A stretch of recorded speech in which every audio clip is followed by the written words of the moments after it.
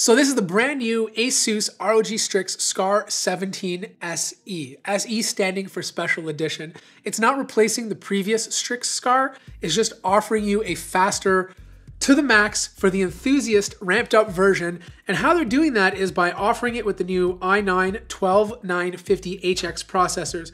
These processors are absolutely bonkers. They offer you 8 performance cores and 8 efficiency cores, which is the exact same amount of cores you would get with the desktop version of this processor. It's a chunky boy and it needs to be in a big body. And that's why you're getting a 6.3 pound laptop. This is something you're not going to carry to school every day. It's more of a desktop replacement, but because it's a laptop, you can take it places. The design of this thing is really cool. It does have more of a gamer-esque vibe to it with a black metal lid. You have the ASUS logo. You have the replaceable caps at the back. So if you don't like how this one looks, you can take some of the other ones that come in the box and change it up to however you like. But the coolest thing about this product is this, okay? Like if you look at it, you can see there's some sort of cryptic messaging over here, but it comes with this black light in a box. And if you shine it over, you can see everything start to line up. There's some blues, there's some greens. It's a cryptic message, and I've gone ahead and translated it for you. Shalamagori banjalala shimakala pargerno la tutta la frutta calaboca Maria. Just do me a favor, don't flash this black light in your parents' bedroom. You're gonna see a lot of brothers and sisters who didn't make the swim team. As for ports, most of them are on the back, but you do have some ports on the left-hand side with 2 USB-A ports. You have your audio jack. Most of the heat is ventilated out of both the left and right-hand side. On the other side, it's pretty much plain. And then on the back, you have the majority of them. So you have 2 Type-C ports. One is Thunderbolt 4. The other one is 3.2. If you are using USB Type-C to hook up your monitor, do not use the Thunderbolt port. That connects directly to the iGPU. If you want to connect directly to the dedicated GPU, then use the USB 3.2A port, HDMI, 2.5 gigabit connection, and of course you have your power connector. Now the power brick on this bad boy is large. Like this thing requires a lot of power.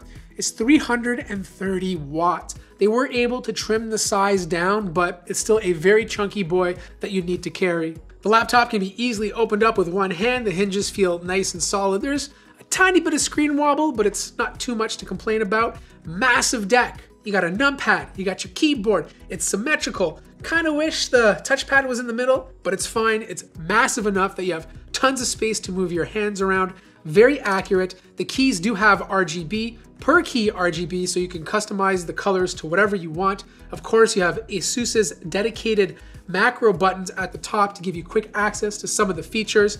It's a very comfortable keyboard to type on, 2.0 millimeters of travel distance. Sticker placement is disgusting. Intel sticker and both NVIDIA sticker is absolutely crooked. The last I heard in the sticker industry, the guy who does NVIDIA is teaming up with Intel to form a union. You heard it here first. The display is 17 inches, it's 16 by 9, it is matte, it's 240 hertz with a 3 millisecond response time. It's a gorgeous panel. Like the color gamut and the color accuracy is excellent. So whether you're a gamer or a content creator, you're gonna love this display. The only thing that it's not good at is being bright. It only has around 300 nits of brightness, and this is supposed to be an HDR screen. So my guess is you get about 300 nits normally, but if you throw on anything HDR, you could probably boost over or have a peak brightness of 400, but I really don't consider this a proper HDR display.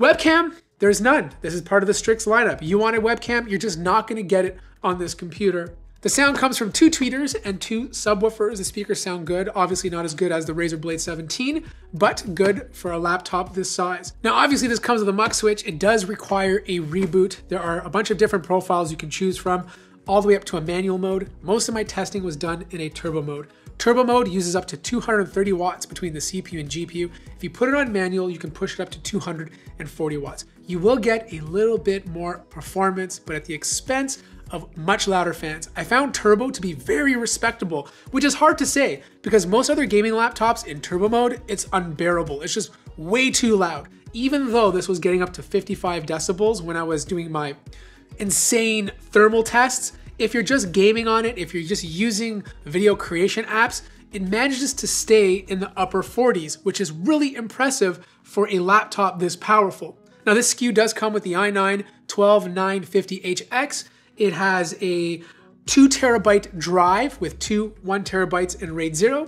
You have 32 gigabytes of DDR5 memory, RTX 3080 Ti, which can boost up to 175 watts. It's not cheap, and ASUS knows that, right? Like, this is really geared towards the individual that wants the fastest laptop possible. Now, when you talk about Cinebench, multi-core clock speeds are through the roof. It's actually faster than the Intel 12900 NUC that I tested not too long ago. It's actually almost as fast as my desktop computer. It's crazy how much performance these laptops are starting to push. Fast single core clock speeds, so if you're gaming at 1080p, you'll get a slight advantage. But if you're gaming at QHD, the GPU kicks in, you got 175 watts to play with. It's just an absolute joy. So I was expecting this thing to get really hot and blow up on my desk. Just because you're adding 8 performance cores instead of 6, you're increasing the power to the GPU and the CPU. But I was shocked, you know, like keyboard temps in the 30s, nice and cool, hands never hot. It did get a little bit hotter above the function row towards the GPU, but you never touch that, and it's not hot enough to be any issues. But the reason why it's so cool, and before I get to that, just remember when you are opening this up, these cables are attached to the motherboard. They're used to light the RGB on the bottom, so just remove them gently first. But the reason why they're so cool is because they did two things. They added a vapor chamber cooler, and they're using liquid metal. I don't know if liquid metal is giving it 15 degrees cooler temps like ASUS says, but it definitely helps, and a vapor chamber goes a long way too. You have liquid metal both on the CPU and GPU. You have that cool graffiti that I absolutely love. Nice big chunky fans. Your 2 drives, read speeds are average, but write speeds are crazy good. You have a swappable Wi-Fi 6E card, and then you have a big 90 watt hour battery. Now the battery life on this is not that great, but you can use it for a few hours before you need to charge.